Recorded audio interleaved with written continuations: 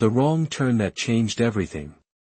Liam Novak had three certainties in life: gravity was negotiable in space, coffee tasted worse the further you got from Earth, and he had the directional sense of a drunken asteroid. The last one was proving particularly troublesome as he wandered through the labyrinthine corridors of the Celestial Nexus, the massive space station that served as the seat of the Astralis Empire. Just find the maintenance bay, he muttered to himself, squinting at the holographic map that flickered uselessly on his wrist device. The Nexus architects had apparently decided that clear navigation was for lesser species. Everything looked identical: pearlescent walls that shifted subtly with bioluminescent patterns, doorways disguised as artistic alcoves, and not a single helpful sign in sight. Liam had been aboard the station for exactly 6 hours. As the newest maintenance engineer on the human diplomatic vessel Horizon, his job was simple: fix things, stay out of trouble, and don't cause an interspecies incident. He was currently failing spectacularly at 2 of those directives. "Excuse me," he called to a passing maintenance drone, a floating orb with multiple appendages tucked neatly into its chrome body. "Can you direct me to Section 7B? Engineering access." The drone paused, emitting a series of musical tones that his translator couldn't quite catch, then zoomed away without further acknowledgement. "Helpful," Liam sighed, raking his fingers through his unruly dark hair. He approached what appeared to be a doorway, or possibly just an artistic depression in the wall, and gently pressed his palm against it. To his surprise, it hummed softly and slid open. Finally, he breathed, stepping through without hesitation. The silence hit him first, not the busy, technical silence of a maintenance bay, but the profound quietude of importance. The kind of silence that had weight and purpose. The kind that usually meant you were somewhere you absolutely should not be. The chamber was vast, with a domed ceiling that mirrored a star system Liam didn't recognize. The walls rippled with colors that seemed to respond to his presence, shifting from deep indigo to a startled violet. In the center of the room stood a raised platform with what could only be described as a throne, though it bore little resemblance to the heavy, ornate seats of human history. This was a living thing, a structure of crystalline material that glowed from within, curving elegantly upward like the tentative beginning of a spiral galaxy. And on it sat the Empress of the Astralis Empire. Empress Nyara didn't look like the official broadcasts.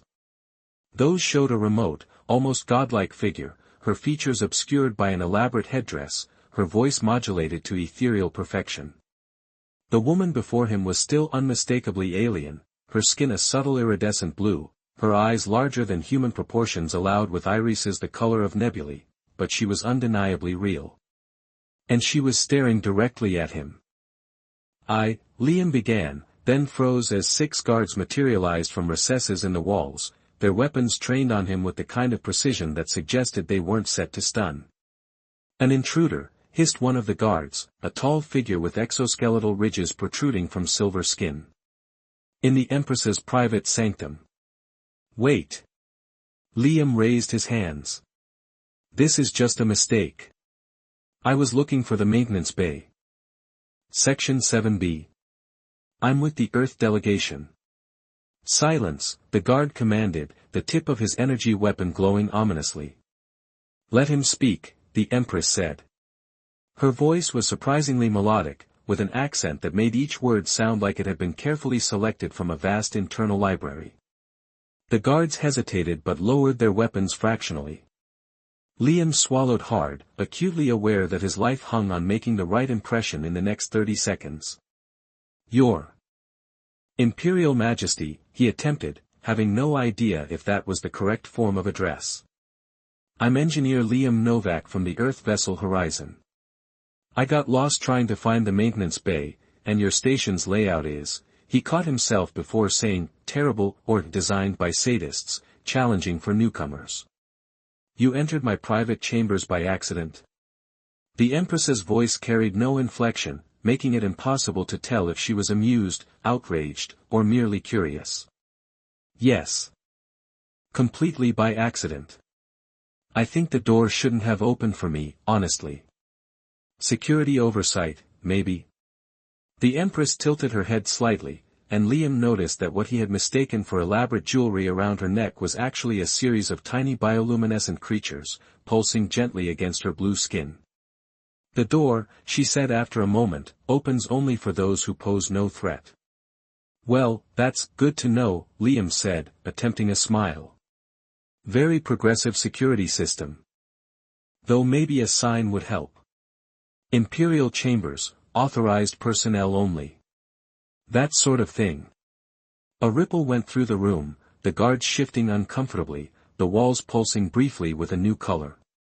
The Empress's expression remained unchanged, but Liam had the distinct impression she was examining him like a curious specimen in a laboratory. "Commander Thrix," she said finally, addressing the silver-skinned guard, "escort our guest to the diplomatic quarters. Inform Admiral Voss that Engineer Novak will be joining my Cultural Advisory Committee effective immediately. Your Radiance." The guard named Thrix sounded as confused as Liam felt. "He is not cleared for." "I have cleared him," the Empress said simply. "Unless you question my judgment." "Never, Your Radiance." Thrix bowed deeply. Liam opened his mouth, closed it, then tried again. "I think there's been a misunderstanding. I'm not a diplomat. I fix things. Engines, mostly. Sometimes plumbing." "Precisely," the Empress said, rising from her throne in one fluid motion. Up close, she was taller than he'd realized, at least 7 feet, with a natural grace that made her movements seem almost choreographed. "You fix things. The human delegation has been on this station for 3 standard months, and relations between our peoples remain stuck. Perhaps what we need is someone who can fix things. But do you object to serving your species in this capacity?" Liam thought quickly. Was this some sort of test? A bizarre alien joke? Or was he genuinely being drafted into Imperial service because he'd gotten lost? "No, Your Radiance. But my commanding officer has been notified," the Empress said, glancing at a holographic display that materialized beside her throne. "He appears surprised but not displeased. Humans value advancement, do they not?" "Generally, yes," Liam admitted. This was either the fastest promotion in history or an elaborate setup for his execution. He wasn't entirely sure which. The Empress descended from her platform, moving toward him with effortless poise. Up close, he could see that her eyes weren't just blue, they contained shifting patterns, like gaseous clouds in motion. "Cultural advisory begins tomorrow at the first chime," she said. "Commander Thrix will show you to suitable quarters." She paused, studying him with that same clinical curiosity. "Do all humans have this particular coloration to their fur?" It took Liam a moment to realize she meant his hair. No, Your Radiance. Humans come in many different fur colors. And skin tones. And sizes. Interesting, she murmured. "We shall discuss this further tomorrow. You are dismissed." Before Liam could form a coherent response, Commander Thrix was ushering him from the chamber with brisk efficiency. As the door closed behind them, Liam could have sworn he heard a sound suspiciously like laughter from within.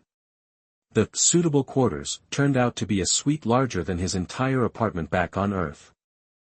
Everything was designed with the same fluid aesthetic as the rest of the station, but with subtle modifications, a bed that actually resembled a bed rather than the floating meditation platforms the Astralese favored, a climate control system set to Earth standard, and even a food synthesizer programmed with human cuisine. "The Empress has taken a particular interest in your comfort," said Thrix, who seemed deeply suspicious of this fact. "These chambers connect directly to the Imperial wing. This is unprecedented." "I think there's been a mistake," Liam said, running his hand over a surface that felt like silk but shimmered like metal.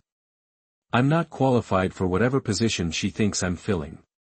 Thrix's silver features arranged themselves into what might have been a smile on a human. On him, it looked distinctly predatory. "The Empress does not make mistakes, human. She sees patterns that others miss. If she has chosen you, there is purpose in it. He moved toward the door. The first chime sounds at what you would call 0800 hours. Do not be late. After Thrix departed, Liam sank onto the edge of the impossibly comfortable bed and tried to make sense of his day. 6 hours ago, he'd been calibrating atmosphere regulators on the horizon. Now he was apparently some sort of cultural advisor to the most powerful being in this sector of the galaxy. His wrist device chimed with an incoming message from Captain Reynolds aboard the Horizon.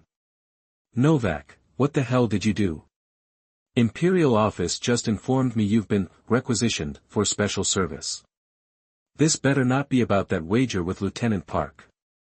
Report status ASAP. Liam groaned. How exactly was he supposed to explain this? Sorry, Captain, I got lost, wandered into the Empress's bedroom, and now I'm her. What?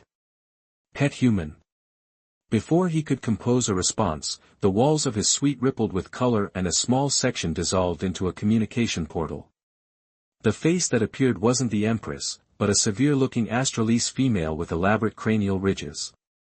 Engineer Novak, she said crisply. I am First Minister Lyra, Chief of the Imperial Household. You will require appropriate attire for tomorrow's council.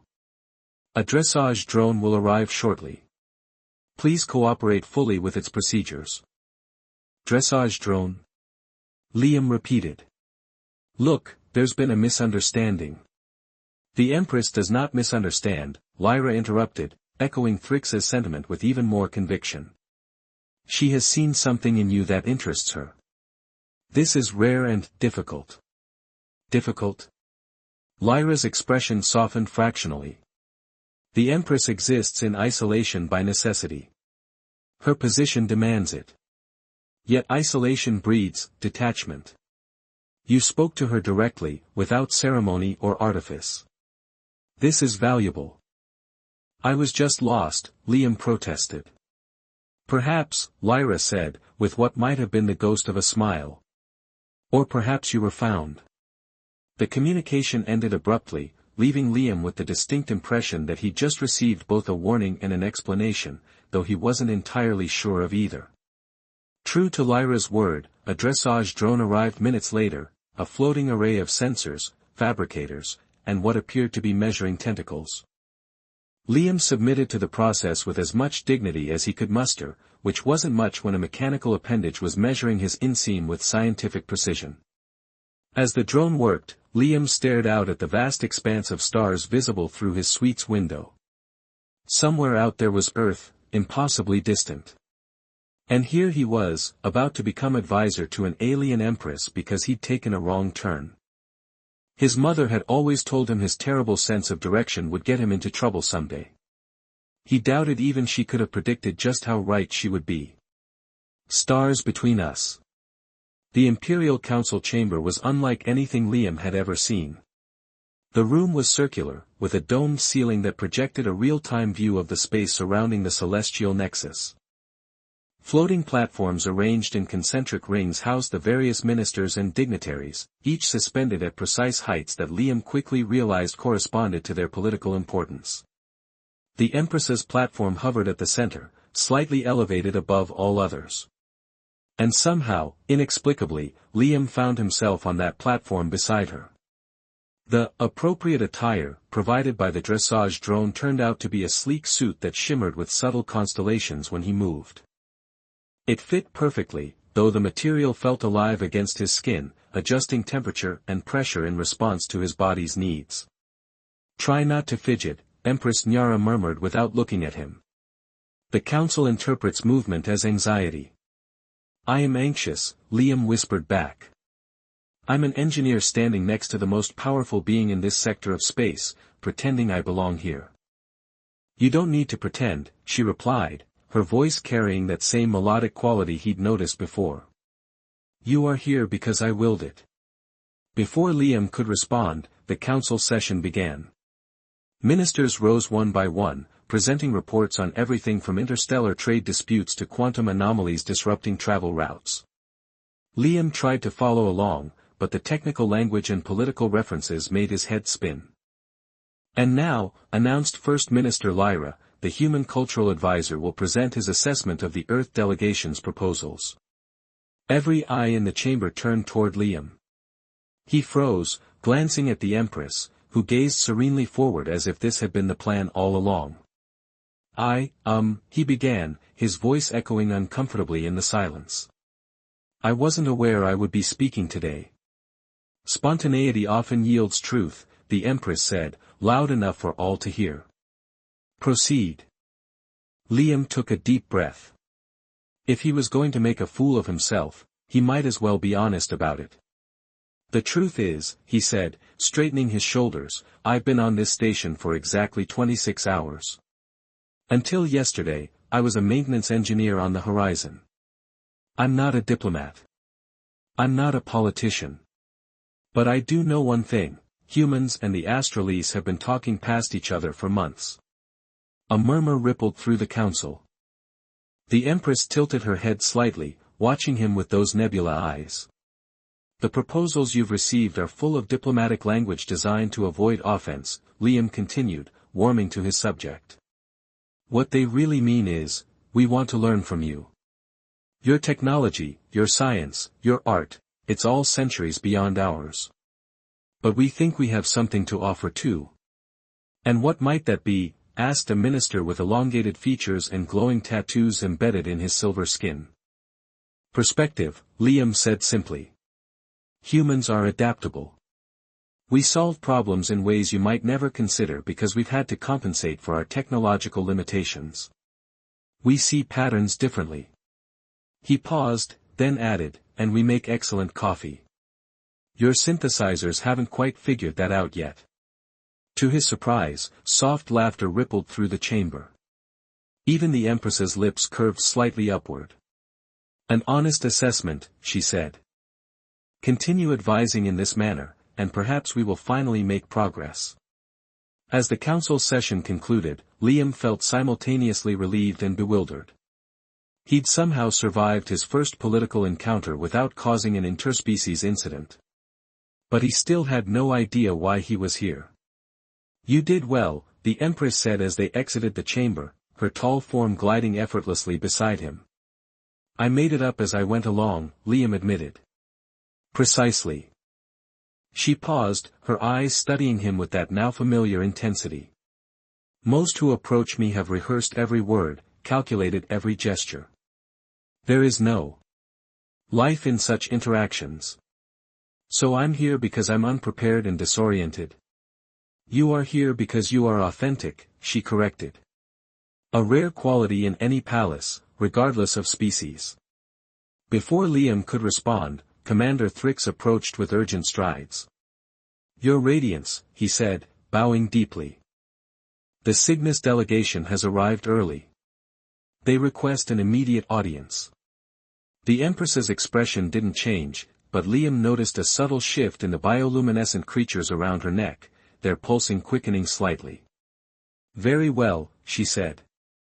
Prepare the diplomatic chamber. She turned to Liam. You will accompany me. Is that wise? Thrix asked, not bothering to hide his disapproval. The Cygnus are traditional. They may find a human presence unsettling. Then they will be unsettled, the Empress replied simply. The Cygnus delegation proved to be even more alien than the Astralease. Tall, avian creatures with feathered crests and piercing ruby eyes, they moved with jerky, bird-like motions that made Liam think of predatory birds. Their translator devices rendered their speech into a staccato rhythm that set his teeth on edge. Great Empress, their leader croaked, his crest rising in what Liam assumed was a sign of respect. We come bearing warning of great disruption danger. The diplomatic chamber was smaller than the council room but no less impressive. Instead of floating platforms, a circular table of living crystal served as the focal point, with the Empress seated at what would be considered the head, though the table had no discernible beginning or end. Speak, Emissary Krex, the Empress said. The Empire values the Cygnus alliance. Liam stood slightly behind her chair, trying to make himself invisible while simultaneously absorbing every detail. Something didn't feel right about this meeting. The Cygnus delegates kept casting sidelong glances at him, their ruby eyes narrowing each time. Rebel factions grow spread along the outer rim, Krex continued. They speak whisper of revolution against empire. Rebellion is hardly new, the Empress said calmly. What makes this different? They have new weapon technology. Developed by, Krex's eyes flicked to Liam once more, humans. The accusation hung in the air like a poisonous cloud. Liam felt his heart rate accelerate but kept his expression neutral. That's impossible, he said before he could stop himself. All eyes turned to him. Earth doesn't have weapons technology that could threaten the Empire. We're still figuring out how your basic shield generators work. The human speaks interrupts, hissed another Cygnus delegate. Disrespect arrogance. The human speaks truth, the Empress countered smoothly. I have reviewed Earth's technological capabilities myself. They possess no such weapons. Perhaps not officially, Krex suggested, his feathers rustling ominously. Rogue elements exist in all species. The meeting continued with increasing tension. The Cygnus made vague accusations, provided little concrete evidence, and kept returning to the alleged human connection. By the time they departed, Liam's nerves were frayed. That was strange, he said once they were alone. They seemed more interested in implicating Earth than discussing actual rebellion. The Empress was silent for a long moment, her gaze distant. Yes, she finally said. Interesting, isn't it? You think they're lying? I think, she said carefully, that truth often wears disguises. The Cygnus have been loyal allies for centuries. Yet something has changed. She rose from her seat, moving to a wall that immediately transformed into a star map at her approach. The rebellion they speak of is real, she said, gesturing at clusters of red points scattered across the map. We have been monitoring it for some time. But human involvement is unlikely. Then why make the accusation? The Empress turned to him, and for the first time, Liam saw something almost like vulnerability in her eyes. What do you know of Astralease history, Liam Novak? The use of his name startled him. Until now, she had called him human, or advisor. Not much, he admitted. The Empire has existed for over 1,000 years. Your species evolved in a system with unusual radiation patterns that gave you your bioluminescent adaptations. And our emperors and empresses? Liam frowned, trying to recall the briefing materials he'd skimmed before arriving at the station. Your royal line has been unbroken for the entire imperial history. Some say the first empress achieved immortality through technology, but most scholars believe that's just a myth to explain the dynasty's stability. A smile flickered across her face. Not immortality. Longevity. I am the 4th empress, not the 400th. Liam stared at her, trying to process this information. You're very old, by human standards, she finished for him. And in all my centuries, I have learned that accusations often reveal the accuser's fears more than the accused crimes. Before their conversation could continue, an alarm blared through the chamber. The walls pulsed with urgent red patterns, and Commander Thrix burst through the door, weapon drawn. Your Radiance.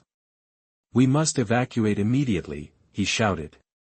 What is happening? The Empress demanded, instantly transforming from contemplative to commanding. Explosion in the diplomatic sector, Thrix reported grimly. The Cygnus shuttle. The delegates. Safe. They were already aboard their primary vessel. This appears to have been a diversion. A diversion for what? Liam asked, a sick feeling forming in his stomach. His answer came in the form of a shimmering distortion at the far end of the room, a stealth field disengaging to reveal 3 figures in nondescript armor.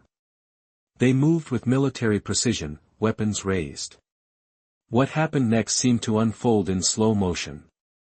Thrix shouted a warning, pushing forward to shield the Empress. The assassins fired, their weapons emitting not energy beams but something that distorted the air itself. Thrix collapsed, his silver skin turning ashen. Liam reacted on instinct. As an engineer on the horizon, he'd been through basic security training. Without thinking, he lunged toward the Empress, tackling her to the ground just as another distortion blast passed through the space where she had been standing. They hit the floor hard, the Empress's tall form surprisingly light beneath him. The bioluminescent creatures around her neck flared brilliantly, casting the room in blinding light. In the chaos that followed, Liam was aware of palace guards pouring into the room, of weapons fire, of shouting. But most of all, he was aware of the Empress's eyes locked on his, wide with something that might have been surprise, or perhaps something deeper. "You saved me," she said softly, as if the concept required examination. "Don't sound so shocked," Liam replied, trying to catch his breath. "I'd hate to have to find a new job so soon." The aftermath of the assassination attempt was swift and ruthless. Palace security captured 2 of the assassins alive, the third had activated some sort of biological self-destruct, leaving nothing but ash. Commander Thrix had survived but remained in critical condition, his system fighting against whatever weapon had been used against him. Liam found himself subjected to intense questioning, despite having clearly acted to protect the Empress. The Imperial security forces seemed more suspicious of his heroism than they would have been of betrayal. For the 5th time, he said wearily to the stone-faced Astralese interrogator, "I don't know anything about the assassins. I acted on instinct."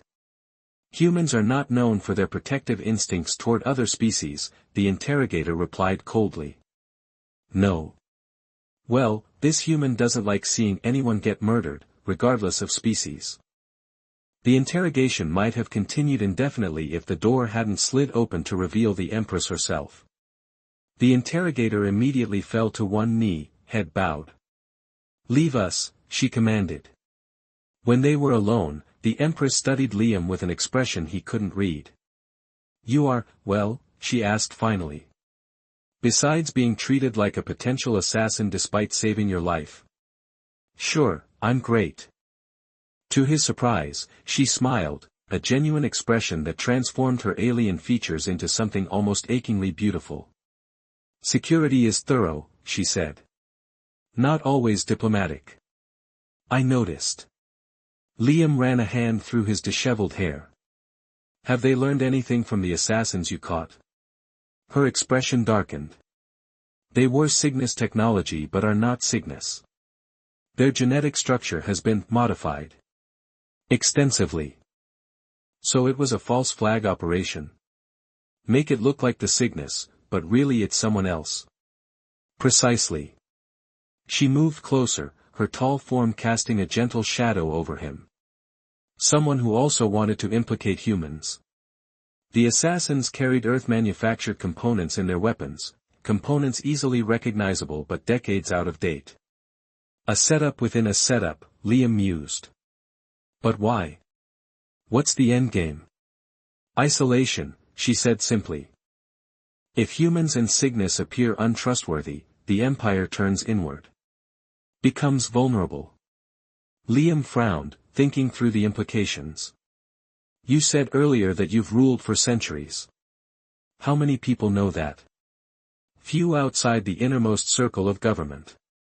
The common belief is as you described, a dynasty of empresses, each succeeding the last. So someone who knows the truth might realize that you're the linchpin," Liam suggested. "Take you out, and the Empire falls into chaos." She inclined her head slightly. "A reasonable conclusion. And since I just happened to stumble into your private chambers and then mysteriously became your advisor right before an assassination attempt. You suspect yourself?" She sounded almost amused. "I'm just saying it looks bad. Really bad." The Empress stepped closer still, close enough that Liam could see the intricate patterns in her irises, the subtle texture of her blue skin. The bioluminescent creatures around her neck pulsed gently, casting a soft glow between them. "Do you know why those doors opened for you, Liam Novak?" she asked softly. "You said they only open for those who pose no threat." "They open," she clarified, "for those with pure intent. Not merely harmless, there are many harmless beings in this galaxy, but those whose hearts are aligned with truth. That's a pretty sophisticated security system. It is ancient technology, from before the Empire. It cannot be fooled. She paused, her gaze intensifying. Which is why I knew, from the moment you entered my chamber, that you would be important. The air between them seemed to charge with something indefinable. Liam was acutely aware of how alien she was, and yet, in that moment, how recognizably person-like. "I'm just an engineer," he said quietly. "I fix things." "Perhaps," she replied, "that is exactly what the Empire needs." Before either could say more, a communication panel materialized beside them.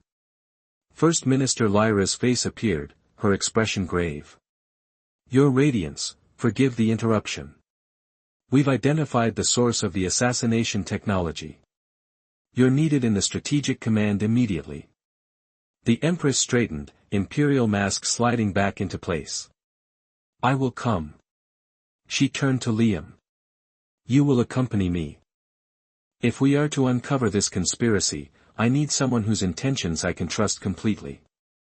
As they left the interrogation chamber side by side, Liam couldn't help but wonder how he'd gone from lost engineer to imperial confidant in less than 48 hours.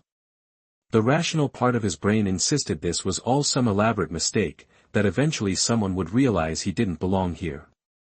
But watching the Empress move with confident grace through her domain, occasionally glancing back as if to ensure he was still following, Liam felt something shifting in his understanding. Perhaps being lost wasn't always a mistake. Sometimes, it was simply a different path to where you needed to be. And as the stars wheeled overhead in the station's artificial sky, Liam Novak, human engineer, accidental advisor, and now apparently imperial protector, followed his Empress toward whatever destiny awaited them both.